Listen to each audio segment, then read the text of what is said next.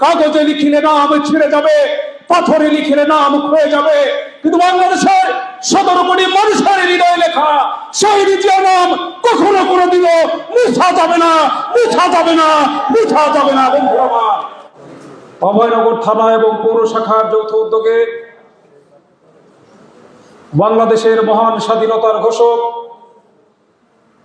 রাষ্ট্রপতি জিয়াউর রহমান বীর উত্তমের 44তম শাহাদাত বার্ষিকী উপলক্ষে আজকের এই আলোচনা সভার সম্মানিত সভাপতি, বাংলাদেশ জাতীয়তাবাদী দল নওপাড়া পৌর শাখার সুযোগ্য সভাপতি, আমাদের প্রিয় নেতা জনাব আবু নঈম মোড়ক, আমাদের মাঝে প্রধান অতিথি হিসাবে উপস্থিত রয়েছেন জাতীয়তাবাদী দল অভয়নগর উপজেলা শাখার বিপ্লবী সভাপতি, জাতীয়তাবাদী শ্রমিক দল কেন্দ্রীয় সংসদের বিপ্লবী সিনিয়র সহ সভাপতি, পাট শ্রমিক দল কেন্দ্রীয় সংসদের সহ সভাপতি, আমাদের প্রিয় নেতা জননেতা জনাব ফারাজি মতিয়ার রহমান মতি ভাই, আমাদের মাঝে বিশেষ অতিথি হিসাবে উপস্থিত রয়েছেন নওপাড়া পৌর বিএনপির সুযোগ্য সাধারণ সম্পাদক, বিগত দিনের স্বৈরাচার বিরোধী আন্দোলন সংগ্রামে যিনি বারবার জেল খেটেছেন, রক্ত দিয়েছেন, আমাদের সেই প্রিয় নেতা জনাব রেজাউল করিম মোল্লা।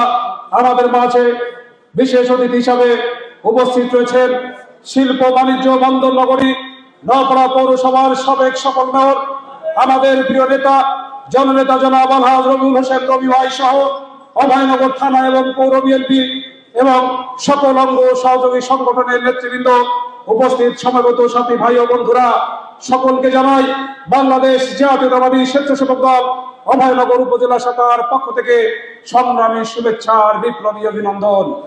প্রিয় বন্ধুরা, 1971 সালের 25শে মার্চ যখন এদেশের নিরস্ত্র ঘুমন্ত স্বাধীনতাকামী মানুষকে ওই পশ্চিম পাকিস্তানিরা নির্মমভাবে হাজার হাজার মানুষকে গুলি করে হত্যা করেছিল, শত শত বাড়ি ঘরে আগুন ধরিয়ে পুড়িয়ে সরকার করে দিয়েছিল, তখন মেজর জিয়াউর রহমান সর্বপ্রথম 26শে মার্চ প্রথম প্রহরে ওই রিভলভারে পশ্চিম পাকিস্তানিদের বিরুদ্ধে বিদ্রোহ ঘোষণা করেছিলেন।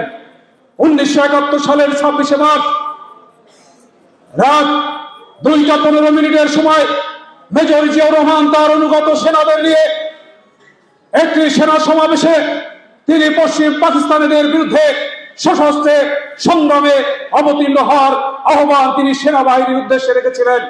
1971 সালের 27শে মার্চ চট্টগ্রাম কালুরঘাট বেতার কেন্দ্র থেকে মেজর জিয়াউর রহমান বাংলাদেশের স্বাধীনতা ঘোষণা করেছিলেন।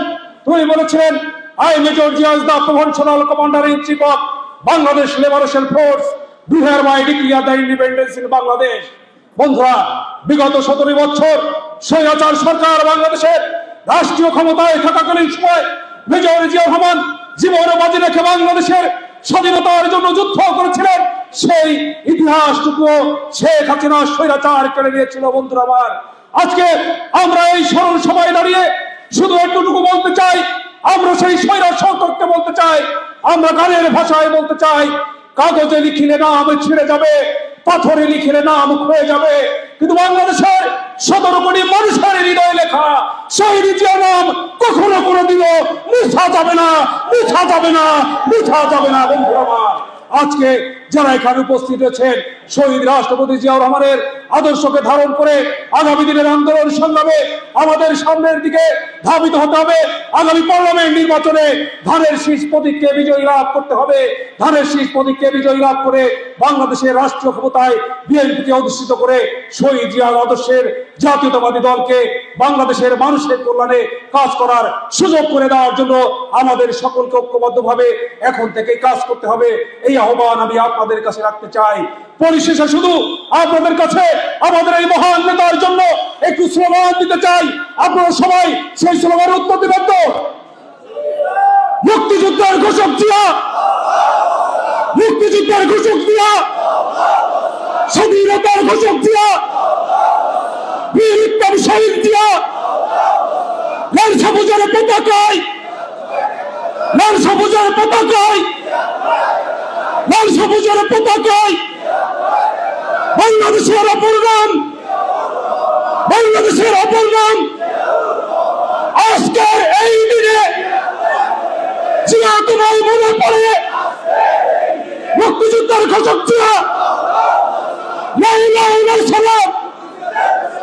ধন্যবাদ।